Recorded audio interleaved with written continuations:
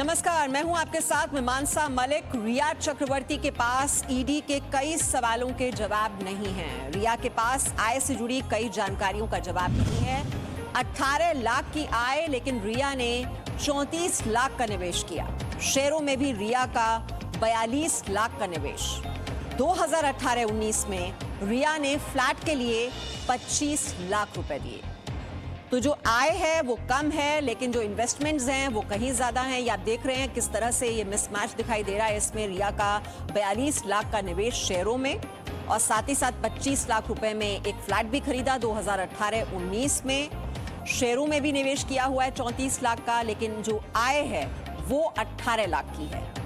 तो ये जो है पैसा, ये कहां से आया, ये सवाल ईडी की ओर से पूछे गए, लेकिन रिया चक्रवर्ती इसका संतोषजनक जवाब नहीं दे पाई।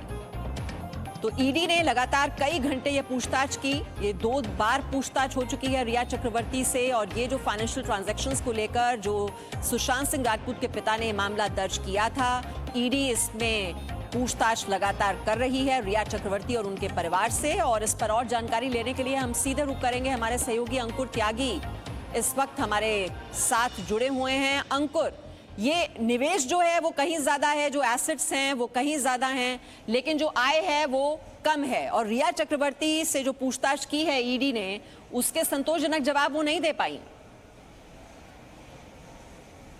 मीमांसा जी, मैं आपको उसको अपने दर्शकों के लिए थोड़ा सा सहज और सरल भाषा में आपको समझाने की कोशिश करता हूं कि 2017-2018 में जो इनकम है वो ग्रॉस इनकम बताई गई है 18 लाख के आसपास। तकरीबन इतनी ही इनकम, ग्रॉस इनकम को 2018 और 2019 के लिए भी बताया गया, यानी 2 साल की जो इनकम ग्रुप हम आपको बता रहे हैं। अब आप इसको हिसाब देखिए कि जो उनका फिक्स्ड एसेट्स होता है किसी बैंक के अंदर, वो तकरीबन 96,000 था 2017-2018 में। 96,000 से बढ़ के वो सीधे 9 लाख हो जाता है 2018-2019 के जो फाइनेंशियल ईयर के हिसाब से। तो ये इतना बड़ा डिफरेंस आया है। अगर आपकी 18 लाख की ग्रॉस इनकम है तो उसमें से अगर टैक्स डिडक्ट होता है, उसके बावजूद आपके पास इतना पैसा बच गया कि आप अपना लाइफस्टाइल पूरा करने के बाद, इतना महंगा लाइफस्टाइल है तो उतना मेंटेन करने के बाद अपने सेविंग्स को इस अनुपात में बढ़ा सकें। सिर्फ वही नहीं है, दूसरा मैं आपको एग्जांपल लेके चलता हूं। एक शेयर होल्डिंग जो होती है किसी भी कंपनी में, वहां पर 34 लाख को शो किया गया था 2017-2018 में, वो बढ़ के 42 लाख हो जाता है 2018-2019 में। हर जगह आपका इनकम बढ़ रहा है, लेकिन इनकम का सोर्स क्या है, यही जानने के लिए ईडी लगातार पूछताछ कर रही है। मई 2018 में आप एक मकान खरीदते हैं, जो खारी ईस्ट है, वहां पर मुंबई का अपने आप में काफी जाना माना इलाका है।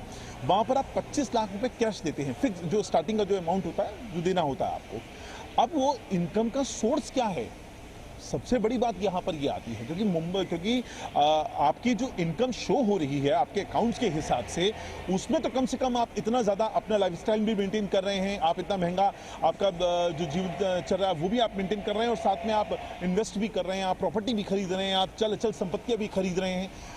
सारा खेल इसी बात का है। ईडी को यही चीज समझ में नहीं आ रही है, और ये तो 2 साल की बात हो रही है। ईडी ने 2015 से लेकर 2020 तक का आईटीआर मंगवाया है, और इसी दौरान जो पूरी इनकम का सोर्स है वो लगातार पूछ रही है। जब उनसे पूछा जाता है तो बोलती है कि मैंने फिल्मों के जरिए, एंटरटेनमेंट इंडस्ट्री के जरिए कमाया है, लेकिन उसका डॉक्यूमेंट्री जो प्रूफ होता है वो कहाँ है, और वहीं जाकर सारी बात अटक रही है। इसीलिए अब जो हमने कल देखा था, एक 6 लोगों को पूरा का पूरा बिठाया हुआ था इसी ईडी दफ्तर में, जिनमें रिया थी, रिया के भाई शौविक थे, रिया के पिताजी इंद्रजीत थे, रिया की मैनेजर श्रुति मोदी थी, रिया के जो सीए हैं रितेश शाह वो मौजूद थे, और सिद्धार्थ पठानी। आज अभी सुबह से लगातार जो श्रुति मोदी हैं, जो मैनेजर हैं रिया चक्रवर्ती के, बाद में उन्होंने काम सुशांत सिंह का भी देखा है, वो फिलहाल आई हुई हैं। 12 बजे का टाइम था। मीतू सिंह का जो बहन है सुशांत सिंह राजपूत की, उनका स्टेटमेंट भी देना था, क्योंकि परिवार ने ही आरोप लगाया है 15 करोड़ के कदम का। तो परिवार के पास जरूर कुछ ऐसी बातें होंगी जो ईडी अपने पास लेना चाहती है। फिलहाल वो अभी तक नहीं आ पाई है, लेकिन जो अभी तक है, जो श्रुति मोदी हैं, वो कुछ डॉक्यूमेंट्स के साथ आज यहाँ पर आई हैं। कल भी लगातार उनकी पूछताछ हुई थी, तकरीबन 8 घंटे के करीब उनकी पूछताछ हुई है।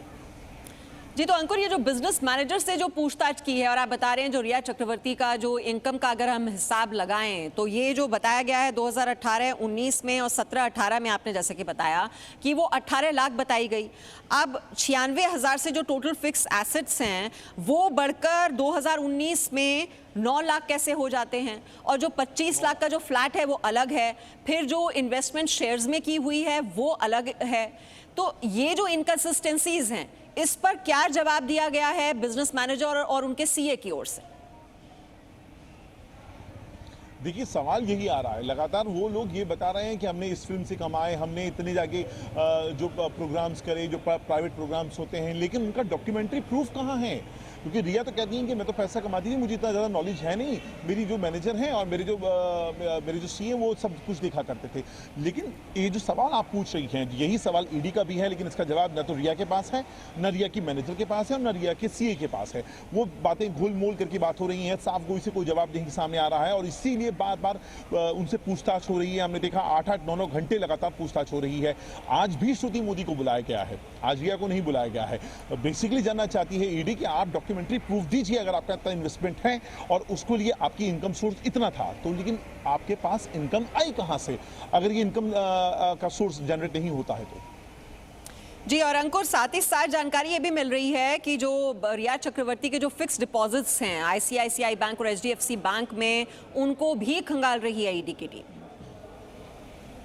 जी जी जी जी मेहमान साहब, बिल्कुल सही कहा आपने। आईसीआईसीआई बैंक और एचडीएफसी बैंक का जो बांद्रा वेस्ट में जो उनका अकाउंट है वहां पर भी गई थी, बिहार पुलिस भी गई थी और ईडी को अपनी जानकारी पूरी ले ही रही है इस बारे में और वो पूरे अकाउंट्स को खंगालने की कोशिश कर रही हैं। उसके अंदर जो अमाउंट है उसका क्या, कौन से अमाउंट कौन से अकाउंट से उनके अकाउंट में ट्रांसफर की गई है, ये तमाम जो चीज़ें हैं ये सब अब जाँच के दायरे में हैं। एक एक करके बार बार ईडी है वो अलग अलग लोगों से उनके बयान ले रही है इस संबंध में, ताकि उन चीज़ों को क्रॉस वेरीफाई किया जा सके। जहां जहां मिसमैच आ रहा है, जहां जहां आप डॉक्यूमेंट्री प्रूफ नहीं दे पा रहे हैं, वहां वहां ईडी का जो शक है वो और ज्यादा गहराता जा रहा है। जी अंकुर, आप रहिए हमारे साथ। और सुशांत मामले में परिवार वालों के संपर्क में है सीबीआई की टीम। दिल्ली, गुरुग्राम और फरीदाबाद में परिवार वालों के संपर्क में है सीबीआई। सुशांत के परिवार वालों ने रिया और उनकी मैनेजर पर आरोप लगाए हुए हैं। सुशांत के पैसों और बैंक खातों की जानकारी जुटा रही है सीबीआई। तो देखिए, यहाँ पर दो केंद्रीय एजेंसियां हैं, वो एनफोर्समेंट डायरेक्टोरेट, ईडी की जो टीम है वो भी फाइनेंशियल ट्रांजैक्शंस की यहाँ पर जांच कर रही है बारीकी से, और साथ ही साथ जो सीबीआई की टीम है वो परिवार वालों के संपर्क में है और सुशांत सिंह राजपूत के परिवार वालों से जो हैं स्टेटमेंट्स जो हैं उनके वो रिकॉर्ड किए जा रहे हैं। अंकुर त्यागी, इस पर और क्या जानकारी है, क्योंकि सीबीआई की टीम लगातार उनके परिवार वालों से संपर्क में है, उनके स्टेटमेंट्स क्या रिकॉर्ड कर लिए गए हैं और स्टेटमेंट्स किस किस के रिकॉर्ड हुए हैं अभी तक? देखिए, फिलहाल अभी तक सीबीआई ने किसी का भी स्टेटमेंट रिकॉर्ड नहीं किया गया है। जो डॉक्यूमेंटेशन था इस पूरे केस को लेकर वो उनको पूरा करना था। बिहार पुलिस का जो अभी तक का उनका इन्वेस्टिगेशन था जिसमें स्टेटमेंट्स थे, जिसके अंदर जो रिपोर्ट्स थी, जो भी उनके पास अवेलेबल थी, मुंबई में आकर जो एक हफ्ते के आसपास जो उन्होंने काम किया है, वो तमाम जितने भी स्टेटमेंट्स थे उनका हैंड ओवर लिया था। तो वो अभी फिलहाल जो डॉक्यूमेंट्री काम है वो अभी तक फिलहाल काम हो रहा है। स्टेटमेंट लिए जाने का सिलसिला अभी शुरू नहीं हुआ है, लेकिन ईडी में जरूर 12 बजे सुशांत सिंह राजपूत की जो मुंबई में रहने वाली जो बहन है गोरेगांव इलाके में, मीतू सिंह, उनको जरूर बुलाया था ताकि उनका स्टेटमेंट भी रिकॉर्ड किया जा सके। जी अंकुर, रहिए आप हमारे साथ, क्योंकि अब जानकारी ये भी मिल रही है कि प्रवर्तन निदेशालय दफ्तर में आज दर्ज होगा सुशांत सिंह राजपूत की बहन का बयान। देखिए जी, इस वक्त देखिए, मेरे ख्याल से मैं आपको जो लाइव तस्वीरें दिखा रहा हूं अभी इस केस से जुड़ी हुई जो हम देख रहे हैं, इस केस से जुड़ा हुआ मीतू सिंह को आना था। मैं अभी कंफर्म आपको नहीं बता पाऊंगा, लेकिन कोई तो शख्स है जो इस केस में अभी इस केस से जुड़ा हुआ है, जो अभी आया है यहाँ पर। जाहिर तौर पर मीतू सिंह को 12 बजे का टाइम जरूर दिया गया था, लेकिन देखिए अंकुर, यही जानकारी मैं दे रही थी दर्शकों को कि आज उनकी बहन का बयान ये दर्ज होना था, जैसे आप बता रहे हैं, और ईडी दफ्तर पहुंचने वाली थी सुशांत की बहन मीतू सिंह। हमें थोड़ा इंतजार करना होगा कि ये मीतू सिंह ही पहुंची हैं या कोई और पहुंचा है, क्योंकि मनी लॉन्ड्रिंग मामले में जो प्रवर्तन निदेशालय है वो जांच पड़ताल कर रहा है और मामले में अब तक रिया समेत 6 लोगों से ईडी पूछताछ कर चुकी है। कल रिया से हमने देखा 9.5 घंटे तक ये पूछताछ हुई थी और आज भी पूछताछ संभव है। और आप ये देख रहे हैं कि कहां शक हो रहा है ईडी को। देखिए, साल 2018-19 में कमाई से ज्यादा निवेश की बात जो है वो सामने आ रही है। कमाई जो है वो 18 लाख बताई गई। जो फ्लैट खरीदा है उसका जो है हिसाब अगर देखा जाए तो वो 25 लाख का बैठता है। अब ये कैश कहां से आया, इसका कोई दस्तावेज नहीं दिया गया है। और अंकुर त्यागी देख रहे हैं वहां पर किस तरह से जो टीम है, ईडी की टीम वहां पर लगातार ये जो है जांच वहां पर कर रही है। कुछ अंकुर, कुछ साफ हो पाया, कौन पहुंचा है? मीतू सिंह पहुंची है क्या वहां पर?